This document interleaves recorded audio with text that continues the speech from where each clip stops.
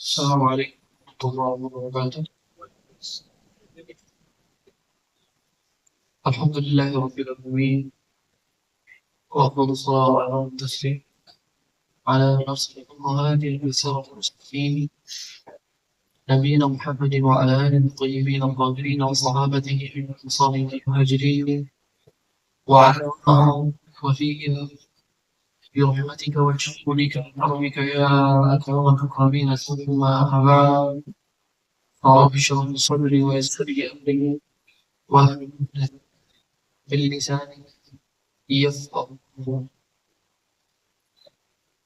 Bapak Ibu yang saya muliakan, alhamdulillah kita bersyukur kepada Allah Subhanahu wa Ta'ala kembali ditemukan bermuajah bagian hari ini. Semoga alhamdulillah kita berada di Allah Subhanahu wa Ta'ala. Langsung kita melanjutkan materi bahasan kita. Walaupun ini seperti yang hadir ya, jadi penurunan liburan dari singgungan bahas khusus menurut hati akan menjadi dos. Di percobaan yang pertama kemarin kita telah menjelaskan tentang beberapa hal tentang pendahuluan fikih waris. Setidaknya beberapa poin yang perlu ada definisi. Pendefinisikan. Lalu yang kedua, bicara tentang tambahan mempelajari ilmu itu. Kemarin dari yang kita sebutkan, apakah ayat Quran demikian juga hadis Nabi dan juga ungkapan para sahabat. Lalu yang ketiga, mempelajari ilmu ini kemarin hukumnya juga kita jelaskan. Dan yang terakhir, dasar hukum daripada ilmu ini apa? Dalilnya kemarin itu poin yang kita bicarakan di perjumpaan sebelumnya di pendahuluan waris. Hal ini masih pendahuluan, tetapi yang bagian itu dua, ya, pendahuluannya banyak. Ini pendahuluan di bagian yang kedua. Subtemanya adalah al-hukum al-muta'alliqah bi tariqatil mayyit. Judulnya hak-hak yang berkaitan dengan peninggalan mayat. Hak-hak yang berkaitan dengan tarika kemarin sudah kita definisikan. Ya, tarika adalah peninggalan. Ya. Apakah berupa harta atau hak, itu disebut dengan hak-hak yang berkaitan dengan peninggalan mayit.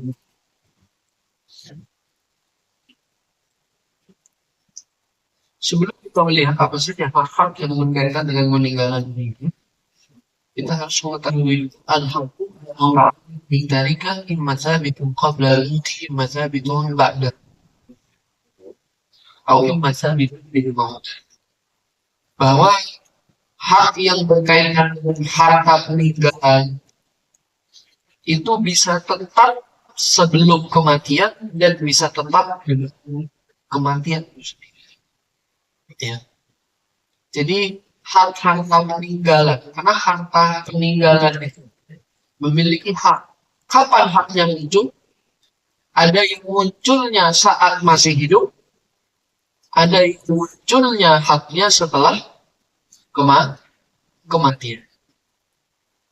Yang menjadi pembahasan kita adalah hak harta peninggalan yang munculnya saat kematian atau setelah kematian. Ini yang menjadi pembahasan.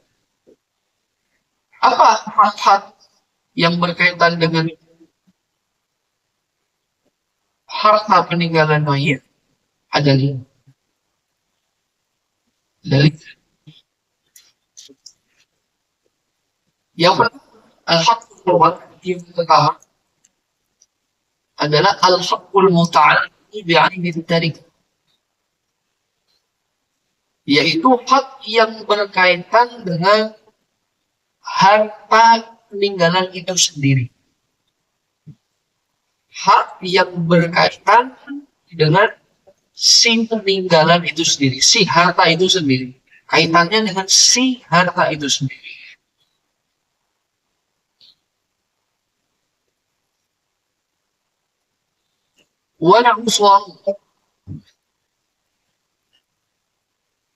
Dalam masalah hak-hak yang berkaitan dengan si harta itu sendiri, kita sebut dengan ain. Dari namanya ain. Ain itu ya si harta itu sendiri. Dalam masalah ini ada 5 contoh atau lebih dari 5. Ada 6 contoh. Ada 6 gambaran yang menggambarkan hal yang berkaitan dengan harta peninggalan itu sendiri. Jadi kita masih ngomong nomor 1. Nomor 1-nya terbagi menjadi 6. Jadi jangan terdistraksi sama angka ketika saya mengatakan 2, 3, ini berarti bukan ngomongin hak yang kedua, bukan. Ini masih berbicara hak yang pertama. Apa hak yang pertama? Hak yang berkaitan dengan harta peninggalan itu sendiri. Yang pertama, misalnya adalah az-zakat. Zakat.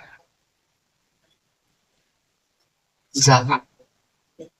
إذا تعرف بالنصاب بأن كان باقيا فتتعلق بالعين وإلا فبالذمة وتكون من الديون المرسلة في الذمة وفي كلا الحالتين وجب إخراجها من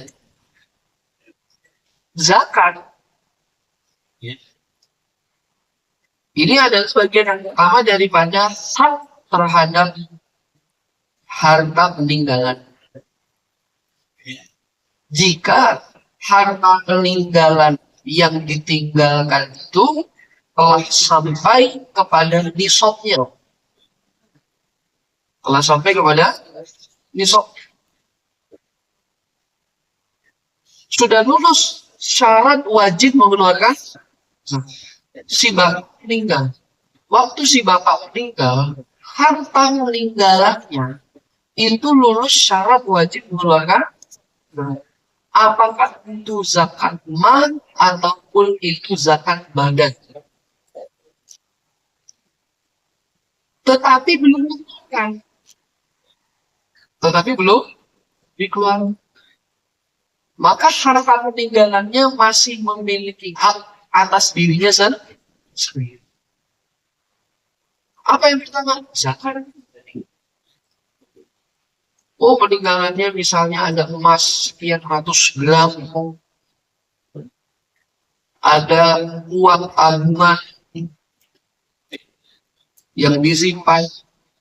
Dilihat, apakah ada zakat yang belum dikeluarkan yang sudah memenuhi syarat, sudah sampai pada nisabnya? Maka ini wajib dikeluarkan dulu zakat. Gak boleh ujuk-ujuk bagi waris. Gak ada ngomong waris di sini. Hak yang pertama dulu yang dilihat. Hak apa itu? Hak terhadap dirinya itu sendiri. Apa contoh yang pertama? Kadang-kadang kan nggak mikir itu. Tahunya bapaknya meninggal langsung ngomongin warisnya. Dia nggak hitung dulu. Oh, ini ada emasnya bapak, ada emasnya ibu misalnya. Ini ada hartanya sekian tabungan. Zakat itu ada 2. Ada zakat mal, ada zakat badan. Ya, zakat mal itu ada banyak bentuknya. Zakat mal itu artinya selain zakat badan. Jadi jangan mengartikan zakat mal, zakat uang. Salah kalau mengartikan zakat mal, zakat uang itu salah. Itu bukan definisinya itu.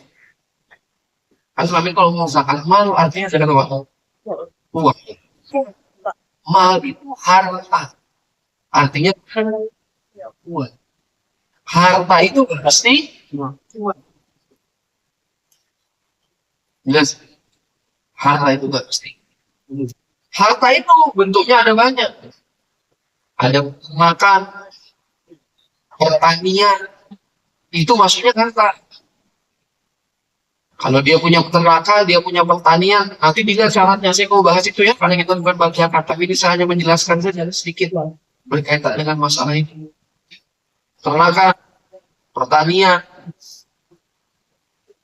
urut tijarah, barang niaga. Bukan zakat perniagaan. Sebenarnya nggak ada zakat perniagaan. Yang ada zakat barang niaga. Karena kalau zakat perniagaan itu cara ngitungnya bagaimana? Apa yang dimaksud zakat perniagaan? Keliru itu kalau dimaksud dengan zakat perniagaan. Yang ada adalah zakat barang niaga. Yang diniagakan apa? Oke, di apresial setiap tahun sisa barang yang belum laku nilainya sampai kepada nisab, itulah yang dikeluarkan zakat. Jadi bukan dari transaksi perniagaan, tidak ada zakat dari transaksi perniagaan. Pertanian, perkebunan, barang niaga, kalau yang berniaga harus dicek waktu orang tuanya meninggal, ada nggak perniagaannya? Kalau ada dicek, ada nggak zakat barang niaga? Baru tiga. Terus lagi apa? Ya, zakat tambang, tambang bumi. Terus lagi apa? Zakat nah, Bapak Ibu selama ini tahunya zakat mal, sebenarnya Bapak Ibu maksud itu namanya zakat nah,